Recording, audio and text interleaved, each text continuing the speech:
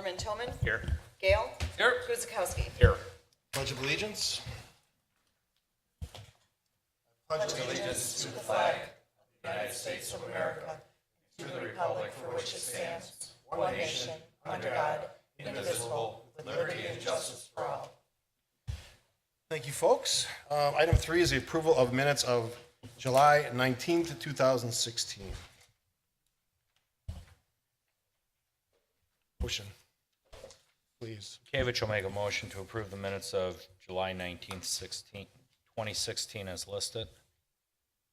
Kelsey, a second. Roll call. Alderman Bekavich. Aye. Tillman. Aye. Gale. Aye. Guzekowski. Abstain. Kirkowski. Aye.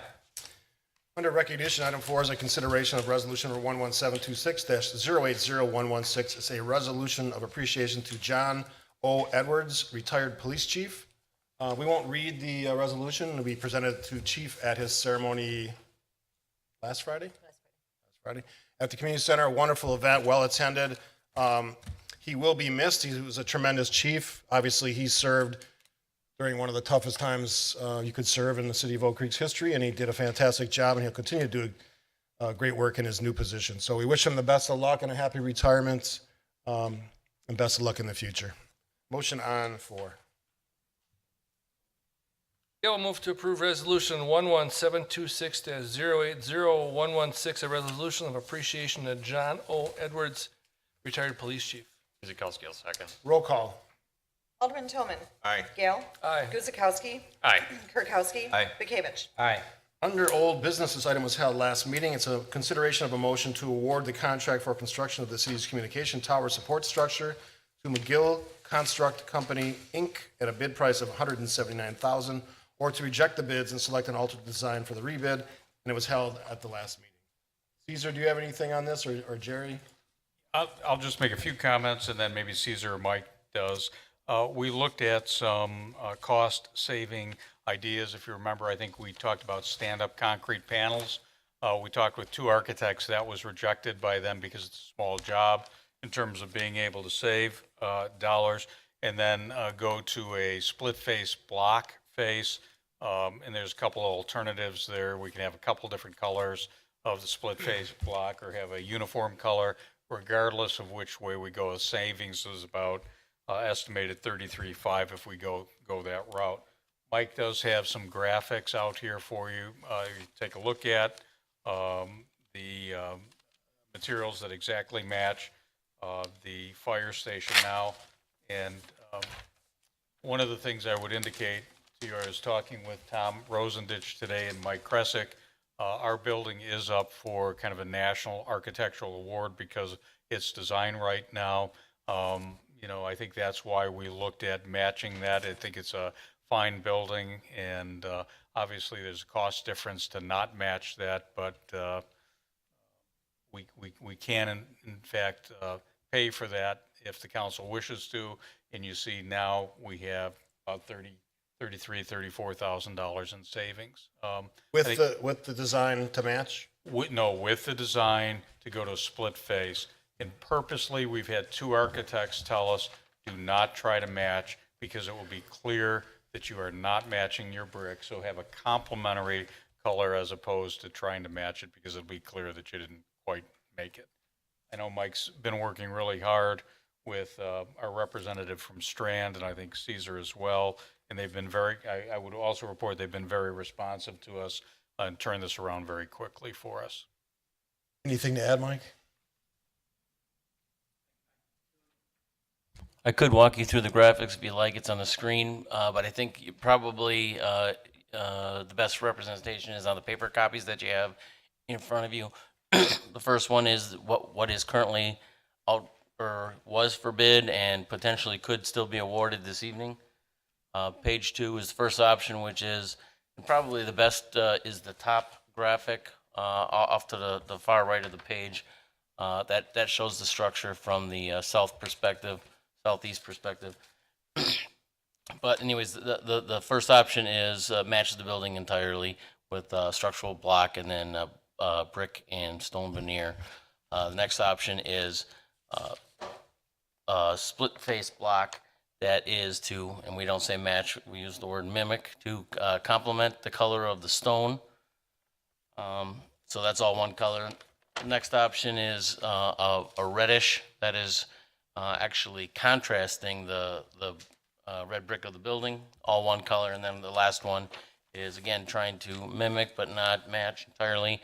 It is a combination of those two colors, the contrasting red and the complementary off-white. So those are the options. All three of the options of split face block, just because it's a color difference, the cost savings, estimated cost savings are the same.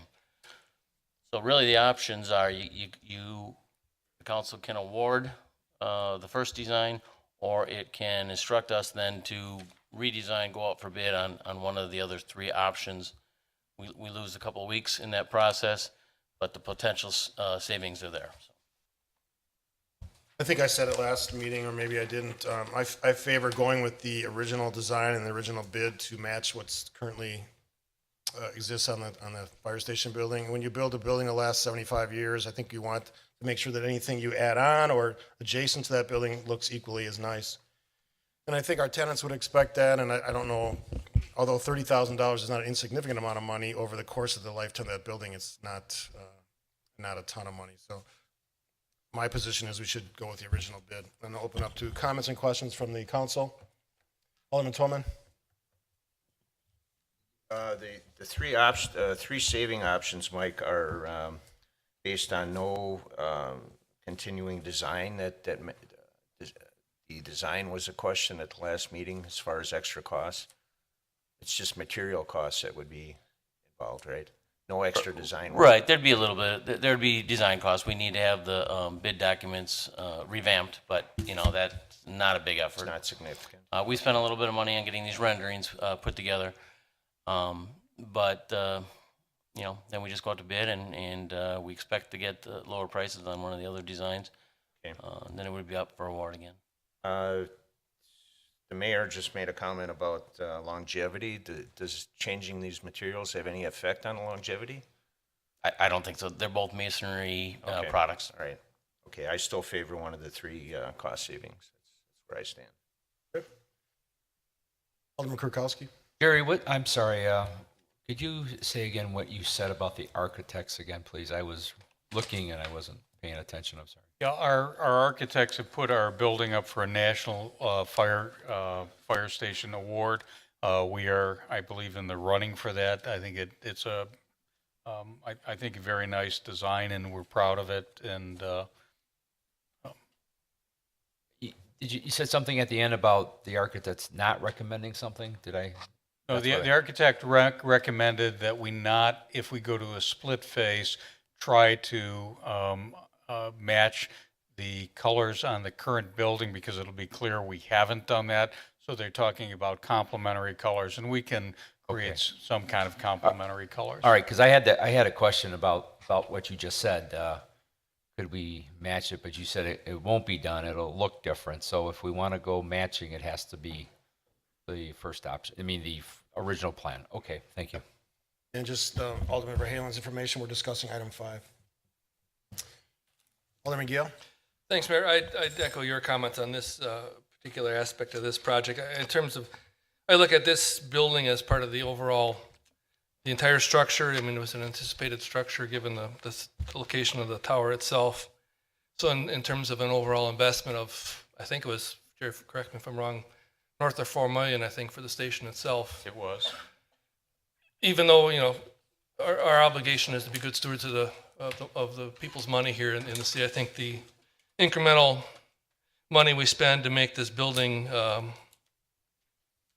look like it fits with the existing structure, I think, given, especially if the renderings are anywhere close to what the actual structure will look like with an alternative finish, I think would be very short-sighted to move forward with anything other than something that is built to the same specs as original structure. So I'll leave it at that.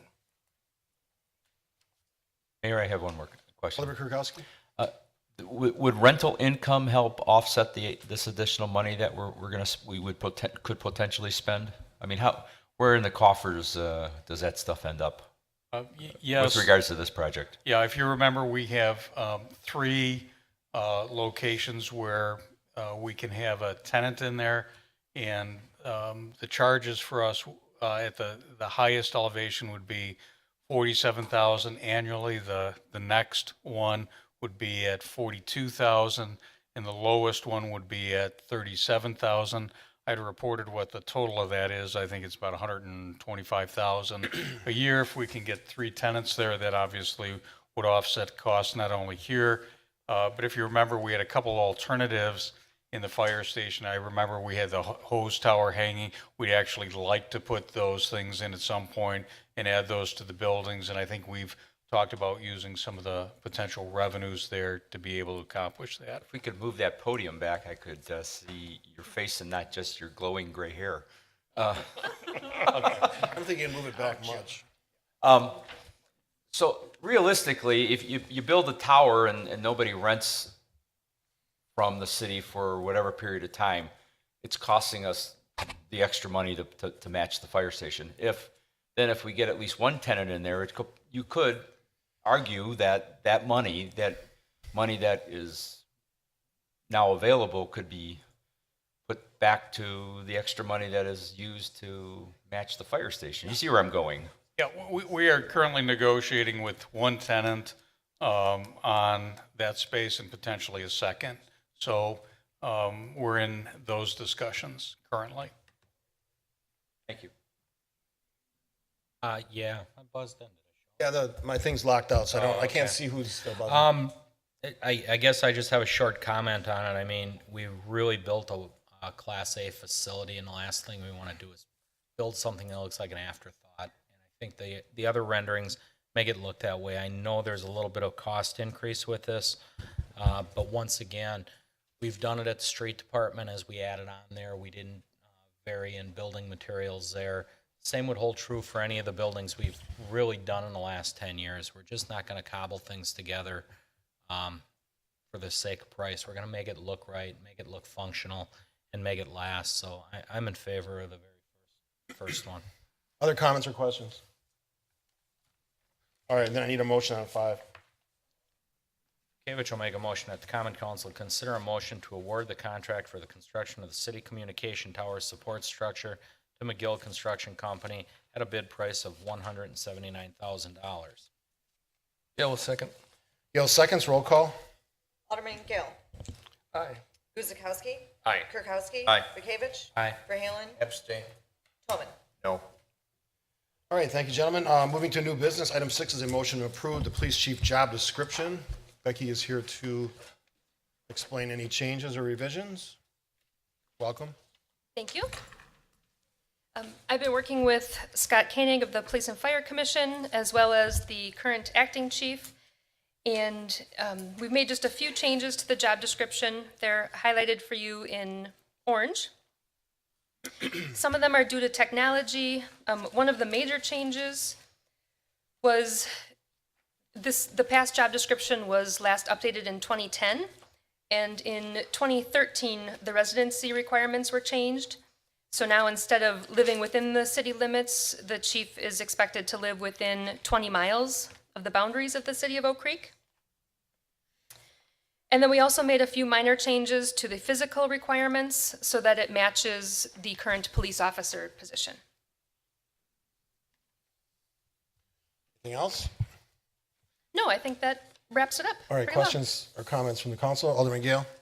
Becky, although we'd like to all think we're all powerful up here as a common council, on the middle of page 2, sorry, which is labeled page 3 in our packet. Oh, okay. Sorry. There's a line that with writing that it has to change, says performs other duties as assigned in writing by the mayor or common council as a whole. Is that by statute, or is that where did that language come from? I believe that one, that's not from section 62 of the statutes. I think that was a recommendation that came from either the past incumbent or the acting chief. I mean, from my recollection, the mayor has sole authority over the police department under our government organization. We probably should have some kind of, with mayor's concurrence, with common council request, I'd guess. Acting Chief Anderson has a comment. And then I'll go to City Attorney. Not sure if this one's on. Actually, that in writing by the mayor or common council is from the statute. The common council as a whole can give direction to the department as long as it's in writing. And I don't have the ability to, I don't have the statute with me. I could probably pull it up on my phone unless this is a working computer to show you that. But it's in, sorry? I'm working on it. It should be City Attorney has it, so she can read that. 6213. Okay, if you guys, Melissa, I'll let you put that in the record, then we'll go City forward. Attorney? Sure, thank you, Mayor. Reiterating what our acting chief is saying, I mean, the bottom line is that under Chapter 62 of the Wisconsin statutes, there's a number of provisions. The police chief is the head of the police department, but it is under the direction of the mayor, and that the police chief must obey the lawful orders of the mayor and common council. So there are a number of statutory provisions in Chapter 62, 62.09 sub 8A and D, 62.09 13A, and 6211 sub 5. 6209 sub 13 specifically refers to police and says that the chief of police shall have command of the police force of the city and under the direction of the mayor. The chief shall obey all lawful written orders of the mayor or common council. So I think that is consistent with statute, and I wouldn't want to interject, but I think that as a whole, meaning common council as a body, in addition to the mayor in his elective individual capacity, was the intent. That language has not changed, correct? That's a That- clarification or in addition to our job description? So that wasn't in the original job description? Oh, Correct. okay. It just stated, perform other duties as assigned. Okay. I think the intent was a clarification and trying to mirror the statute more closely. So it matches with the language that we needed to match. Correct. Thanks. Other questions? Alderman Bukavich. Yeah, if we can go to page 5, selection guidelines. I mean, the first thing you strike, it's a non-union position covered by the Police and Fire Commission rules. I don't know why we're really striking that. It's just a general statement. Then they explain it's appointed by the Police and Fire Commission. But if you go a little farther down, it says all applicants, you're going to strike will, and it says may be required to submit to a stringent medical examination and psychological examination. Wouldn't we want that done rather than it being a choice? Yes, for external candidates, but my understanding is that past practice has been that if it's an internal candidate, Well, that They don't need to do but that again. That doesn't say internal, external. That says all candidates may. So Right. that's at the discretion of the Police and Fire Commission if they're going to take those tests. I think that should be mandatory or explicit if they've already been through those tests because they're employees, that they've been through the Oak Creek system already. So I think you have to be a little more detailed if it's going to be an internal candidate versus external. okay. City Attorney? Perhaps this helps, and I think that since the intent is to try to clarify and get this job description in its best capacity, I can tell you additionally, Alderman Bukavich, that under 6213 sub 4 sub C, the statute says that rules adopted by the Police and Fire Commission, quote, to secure the best service in the departments must provide for the examination of physical and educational qualifications and experience. There's an additional provision that says that the examination, including minimum training and experience requirements, shall be job-related in compliance with appropriate validation standards and shall be subject to the approval of the board and may include tests of manual skill and physical strength. So perhaps related to this issue, my reading statutorily is that, again, we're trying to mirror that, but council has final approval as to the job description. So for what it's worth. To me, just reading it generally without digging that deep, it just looks like it's either or. Other questions? Alderman Kirkowski? Melissa, what you read talked about physical strength, but the paragraph here talks about medical examination. To me, that might be two separate things. That's right. So trying to give you some statutory references, which may not be exactly on point here, but the bottom line is the more particular qualifications and testing, and I'm saying this very broadly, are up to the commission. For what's in this job description, the final approval is up to the council. Chief, how often do the police officers get medical exams and psychological examinations? My question. Sorry to bring you back up. My question is directed to the acting chief. Acting chief. Well, chief. Officers are given, as a condition of employment, that's the medical and psychological testing at that point. So it's once in their career, unless something comes up in their career that would cause additional testing to have to be done. Okay. So the Police and Fire Commission could require an internal candidate to take these tests. Okay. Chief Rosendich. Let me just add, on the fire side, we might be a little bit different because we have annual physicals because of the annual hazardous materials requirements. So we get the whole ball of wax every year. And also the psychological tests for us at time of hire, promotion to lieutenant, battalion chiefs, assistant chiefs, and chiefs have all gotten psychological backgrounds throughout the history. Comments then by ordinance or by Police and Fire Commission choice? Or your practice? In the past, it's been by both. Our recommendation, like on a lieutenant level or something, has been to the commission. At the chief level, the chief or assistant chief has been at the Fire and Police Commission's request. If I can add, every ahead. promotional process that I've gone through that testing, not the physical, going to see the doctor and talking to him. So that's been done with every promotional process. Okay. Just from my perspective, this is a appointment that is heavily driven by the work of the Fire and Police Commission. I don't step in and get involved in it. They use their wisdom and experience in their tenure on that commission to provide the best possible candidate. And I think as a council and as a mayor, we should respect those things. They're in this case, there's 5 gentlemen that have done the research, done the hard work on finding the right candidate, hopefully. And I think we have to respect their abilities to find the right person. So that would be my point. Alderman Tolman? Stephen, in regard to that comment, change is being made here. It stood as a will before, so we're actually changing it. So, in response to your comment, I would support Dan's.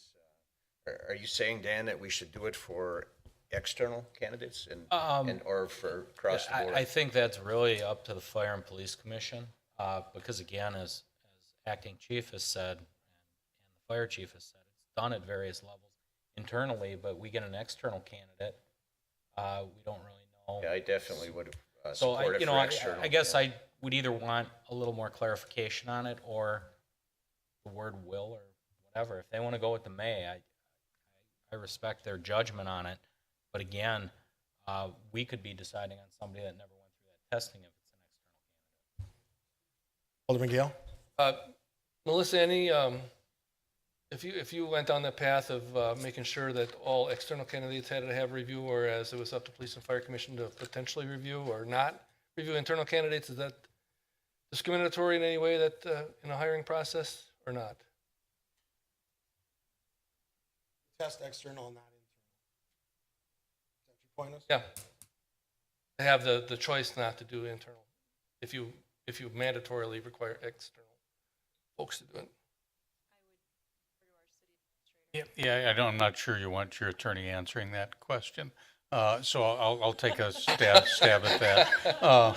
And there's good reason for that. I think in the process, you want to make sure that the public believes that there's been a fair and equitable process. So perception is reality. So, to a certain extent, you have a certain process for some candidates, but not for others, that could be perceived badly by the public. So I think perception is always an important part of the public process.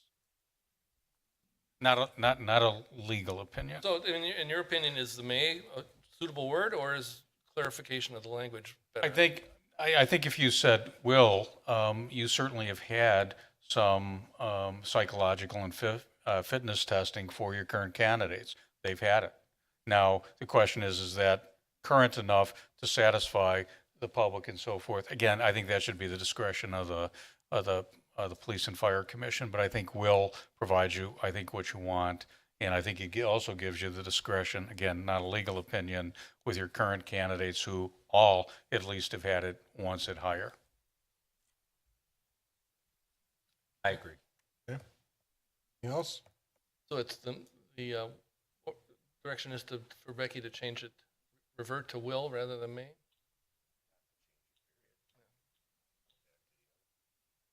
Got an opinion, Scott?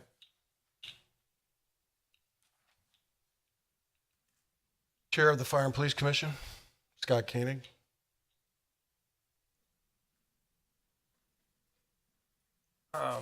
We, I guess, would prefer the May.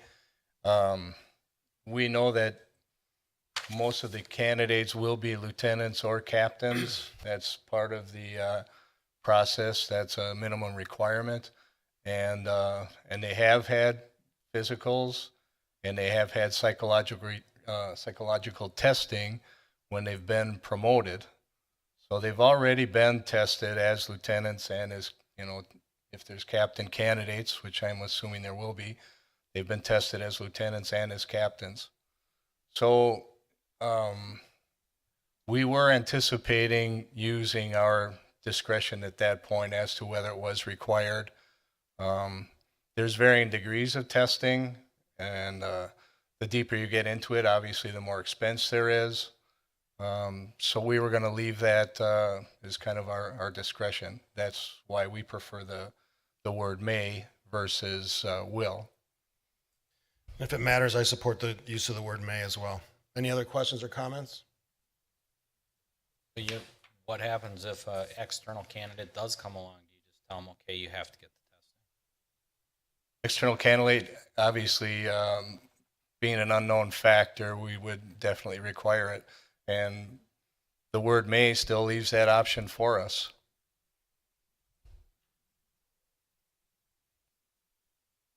As long as it's fair all the way around and everybody's subjected to the same rules. That's what I was going to ask. If there's 3 external candidates, are you going to say, okay, using the word may, and ask one guy to do it and then not the other 2? So it's going to be a uniform policy just for the external candidates, being that our internal candidates, if there are any, have already gone through the policy in Oak Creek and they're not required to do it. But if you make it as a requirement for one outside candidate, if there's more than one, are they all going to have to do it? I don't see us getting 3 external candidates and then just asking one to get tested, because no, if it comes to that, obviously all 3. So it's uniformly applied, that's all I'm worried about. And that's our anticipation of how we're going to work it. So at this point, we've agreed as a commission, knowing the quality of the command staff of the department, we're going to keep the process internal, and we're going to see what we get, obviously. I'm anticipating a number of candidates coming forth. There's a number of qualified candidates that could easily step into this position and be a great chief, because they've been trained, they've had great leaders, and they've learned. So we're anticipating keeping this process internal, and that's as far as we'll have to go. So When you have an outstanding police department, there's always a stable of outstanding future leaders, and I think that we have that here. absolutely. Other questions or comments? Motion on 6. Thank you, Scott. That's the, Steve, the assumption is we're going to leave it as it's written, right? The revisions? I'll just say based on his representation, then. Yeah, we'll move to approve the police chief job description. Guzekowski will second. Roll call. Alderman Guzekowski. Aye. Kirkowski. Aye. Bekavich. Aye. Verhaelen. Aye. Tolman. Aye. Gale. Aye. All right, item 7 is a motion to concur with the mayor's reappointments as follows. Library Board, Sharon Armstrong and Patricia Parks to new 3-year terms expiring June of 2019. Both have done an outstanding job previously. So I'm reappointing them after having talked with both. Any questions? Motion. I'll move to concur with the mayor's reappointments as follows. Library Board, 3-year term expiring 6 of 2019. Sharon Armstrong, Patricia Parks. Kirkowski will second. Roll call. Alderman Kirkowski. Aye. Bekavich. Aye. Verhaelen. Aye. Tolman. Aye. Gale. Aye. Guzekowski. Aye. And item 8 is consideration of ordinance number 2817. It would repeal and recreate section 7.62B9B of the municipal code regarding animal facility operators and employees. Who's handling this one? I guess I will. Okay. It was brought to my attention. Well, let's see. Section 7.62 of Municipal Code outlined kennel operation requirements that there shall be more than one or more operators or employees on the premise at all times. That current section of the Municipal Code goes back to at least 1977, maybe even earlier. There was a request by one business in my district to basically update the ordinance and bring it into a more current state so that it would provide that there will be one or more operators or employees on the premise during normal business hours who are prepared and qualified to care for resident animals. So at the end of business, there are other more modern ways to monitor the animals, whether it be visual alarms, smoke alarms, fire alarms, heat and temperature alarms, just stuff like that that is sometimes regulated either by the franchise holder or the business itself, industry standards. So we're simply changing that from having to make a business keep somebody there all night just because they're boarding animals. I checked with the surrounding communities that have kennels that house animals overnight, and none of them have an ordinance like we have. They simply use other more modern ways to take care of business. So we were kind of like really, really old fashioned. So your proposal is to use technology to handle the off time when Yes, let the business owner will have their own standards with regards to alarms, monitors, whatever they have that's more modern technology. So then when they put the animals in the kennels for the night, they close up shopping and they go home and they have other technology to alert the owners if there's an issue. questions. Alderman Verhaelen. I've got a comment. This is all well and good, but as anybody knows with animals and various types of animals that can be kenneled, not only dogs but cats, and my concern is, if there's an employee there during business hours and they inadvertently let 1 or 2 kennels unlocked, and all of a sudden you got a dog running loose in the facility, at the other kennel occupants front of their cage, and you got I guess opportunities for bad things to happen, not only injured animals or something gets stuck in a cage and can't get out, and then you have the issue of weekends and holidays. Anyone going to check on the animals over a long weekend or a holiday weekend, or are they just going to be sitting there because there's 3 days where people go out of town and I don't have to have anybody there watching them, and something happens over a weekend where there's nobody around to even check on the animals. So I've got reservations about just staying during business hours. I really don't think it's a good idea. Other questions or comments? Alderman Bekavich. I guess just kind of a comment along Mark's lines. I mean, yes, we have ordinances for smoke detectors, heat detectors, things of that nature, fire alarms. But say the air conditioning goes out in the building, nobody's going to know over the course of a weekend. That would be the heat and the Well, but do we have do we have ordinances on the book that specifically are going to say, okay, your air conditioning kicked out, your compressor froze up, you have no air conditioning, they alert the owner to come in? Or do we have ordinances on the book that are going to have cameras tied into this? what do we have other than just standard building codes? That was my point. Fire protection. City Attorney? Tell you, earlier in this subsection, I wouldn't speak to the entire code, but regarding kennel operation, this is the subsection of chapter 7 that we're looking at. So it's 7.62 sub B, sub 1, addresses indoor facilities, and as to heating, indoor housing facilities for animals shall be sufficiently heated when necessary to protect the animals from cold and to provide for their health and comfort. The ambient temperature shall not be allowed to fall below 50 degrees for animals not acclimated to lower temperatures. There's also a provision regarding ventilation under that subsection, but to my knowledge, I don't believe that there's anything specific regarding alarms. So I guess that's it. I mean, I'm not greatly opposed to it, but to Mark's point, that could very easily happen on a long 4-day holiday weekend. And the thing is, if there's nobody designated to be on premises, is there somebody that's going to make sure that all the animals have adequate food and water during a 2-day weekend or a 3 or 4 day holiday?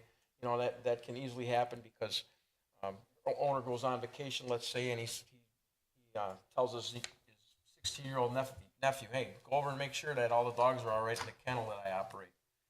And the kid says, I'm going out with my friends. I'll check on them tomorrow or the next day. And that's the way some of these things may end up going. And I'd hate to see, I've been around animals all my life. I've still got them. And animals are just like little kids. They tend to get in things, and, you might end up with an animal that's, in a strangulation thing in a kennel or something. If nobody's there to catch it in time, you got a dead dog on your hands. And not to say that I'm against having people there, not there all the time, but I think there should be some kind of intermittent checking or electronic surveillance that's, surveillance monitoring that takes the place of somebody being there at the very least. Could we write language that says there's certain technical or technology-related requirements, but that a physical observation has to occur once within a 24-hour period or something like that? Mayor, I don't think we need to get into the line of business of regulating those standards. I think Alderman Verhaelen's comments are on the verge of ludicrous. I don't think any reputable kennel, whether it's in Oak Creek, Franklin, South Milwaukee, Muskego, wherever, is going to be a fly-by-night operation and just say, I'm going to have my 16-year-old nephew check on the animals, and then he decides to go off and have a party with his friends. Sue Ann from Central Bark is here. If she wishes to come up and make a comment, I'm not gonna force her to, but I would think, and she can correct me if I'm wrong, that on a 3-day weekend, if she was not to have somebody there, somebody would still be showing up every day to make sure the dogs have food and water.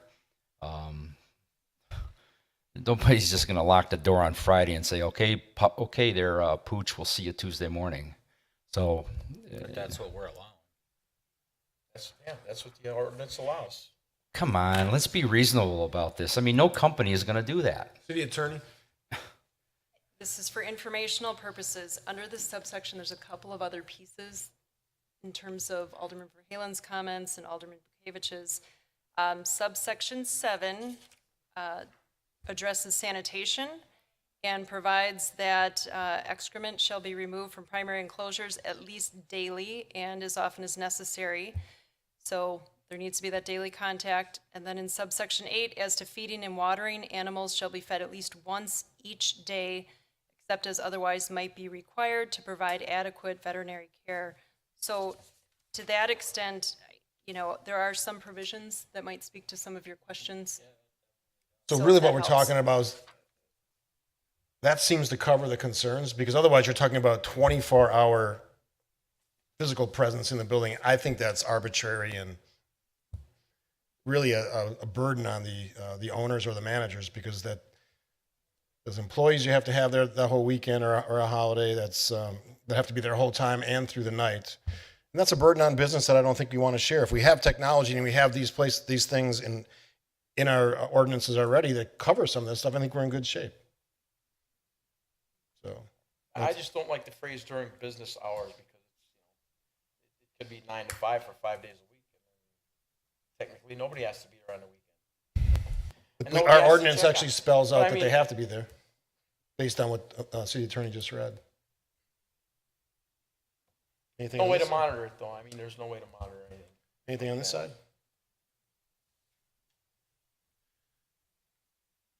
Well, make a motion and see what happens.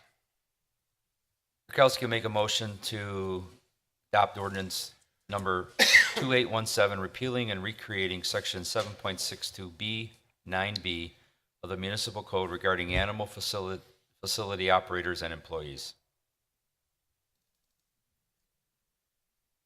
Need a second. Gail, a second. Gail seconds, roll call. Alderman Bekavich. No. Verhaelen. No. Tillman. No. Gale. Aye. Aye. Guzekowski. Aye. Kirkowski. Aye. Speedy, aye. All right, motion passes. All right, moving on to item 9. It's a motion to approve the vendor summary report in the amount of $529,320.41. City Finance Director is here to answer any questions. Anything at the beginning to fill out? No? Any questions on the vendor summary? Bridget, I did have one. Alderman Gale. Didn't get a chance to harass you. The 300,000 to corporate contractors, what is our retainage there left? Do you feel for that? I was just gonna say, $225,000 is what we are holding right now, working through our final checkoff list. So Jerry, and we're making good progress on nailing down final things to make sure we're covered on? Other questions? It's nice to see these things shrink from the building days. Yeah, we're moving more to warranty items rather than construction items. Yeah. All right, if no other questions, a motion on 9. Gail, move to approve the vendor summary report in the amount of $529,320.41. Well, second. Guzekowski seconds, roll call. Alderman Verhaelen. Aye. Tillman. Aye. Gale. Aye. Guzekowski. Aye. Kirkowski. Aye. Bekavich. Aye.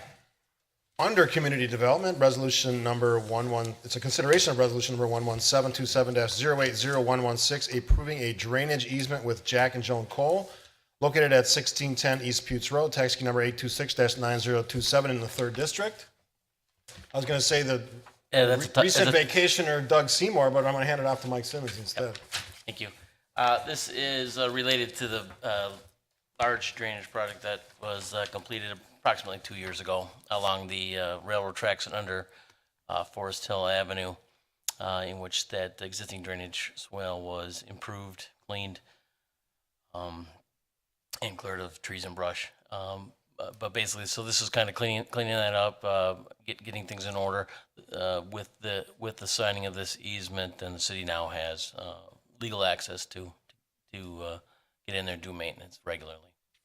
This was one of the first things that I worked on as an alderman with the Coles when they were trying to do some of the things that, I'm glad to see this has all come to fruition. They're able to use their property to the full appreciation of how it should be used. So, any questions?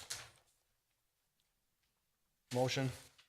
Verhaelen makes a motion to adopt resolution number 11727-0801116, approving a drainage easement between the City of Oak Creek with Jack and Joan Cole located at 1610 East Putes Road, tax key number 826-9027-000.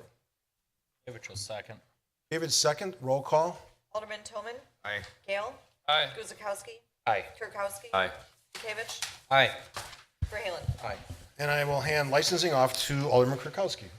License Committee met on July 20th, 2016. Minutes are attached. Recommendations are as follows. Number 11, Kirkowski make a motion to grant an operator's license to Kristen Fenninger, 9750 South 31st Street, Franklin.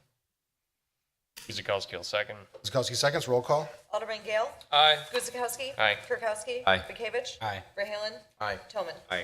12. Kirkowski make a motion to grant an operator's license to Dana Hoagland, 1741 Manitoba Avenue, South Milwaukee. Guzekowski will second. Verhaelen second. I heard 2. Verhaelen. Verhaelen seconds, roll call. Alderman Guzekowski. Aye. Kirkowski. Aye. Bekavich. Aye. Verhaelen. Aye. Tillman. Aye. Gale. Aye. 13. Kirkowski will make a motion to grant an operator's license to the 14 individuals listed on the agenda. Favorable background report received. Of that, 8 of them are for a new business for Charcoal Grill. Go second. Verhaelen seconds, roll call. It's a battle. Alderman Kirkowski. Aye. Bekavich. Aye. Verhaelen. Aye. Tillman. Aye. Gale. Aye. Guzekowski. Aye. And 14. 14. Mayor, sorry, I have a question. Oh, I Yes. should have noted that 13 and below are after the license committee. Okay, noted. What was your question, Alderman Gale? Captain, do you have any feel for what the change of premise description is for the seller there, or what the notion is? Other than the tiki bar or whatever Bill's calling it in the back? Are you asking me? Yes. Oh, I'm sorry. Oh, that was the mayor's fault. They're asking for seating in the back, so the back patio. They're not asking for the full patio, I believe, just the seating. Melissa can correct me if I'm wrong. Okay. That's right now what they're asking City attorney says no. No further information. for. No further information. All right, does that answer your question? Yeah. I will note that it's looking nice over at the side. They just paved their parking lot. Looks good. All right. We set? I don't know. Ken screwed it all. Completely distracted. I don't know that. We need a motion first. Okay. All right.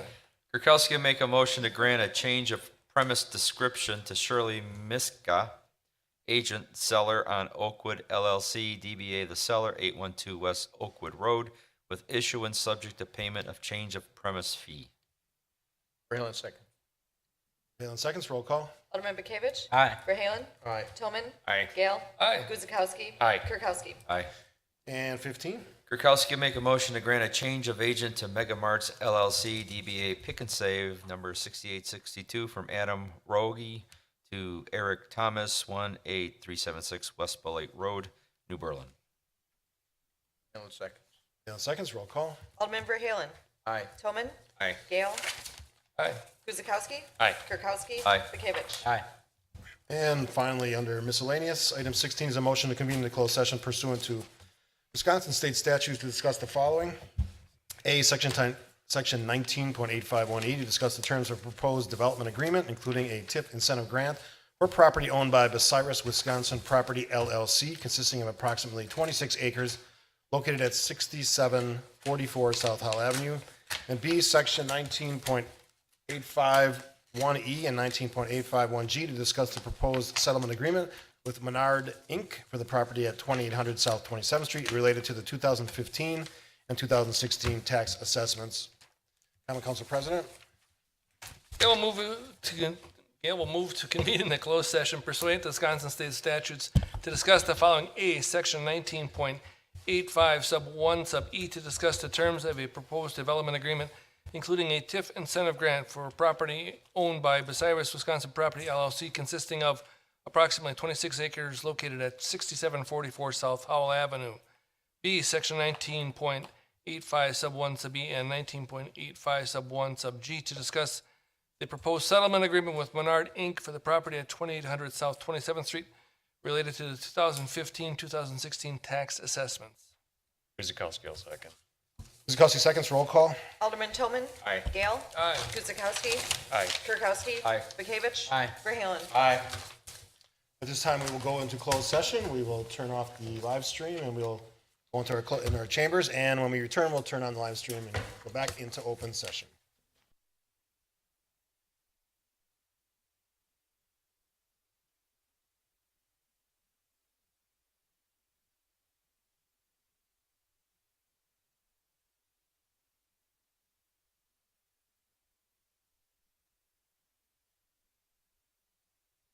Thousand 2016 tax assessments. Guzekowski will second. Roll call.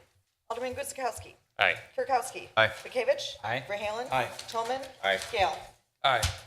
Motion to adjourn. Kirkowski will make a motion to adjourn. Guzekowski will second. Roll call. Alderman Kirkowski. Aye. Bekavich. Aye. Verhaelen. Aye. Tillman. Aye. Gale. Aye. Guzekowski. Have Aye. a good night. We will see you at National Night Out. Hopefully the rain holds off. And next Tuesday. Have a good night.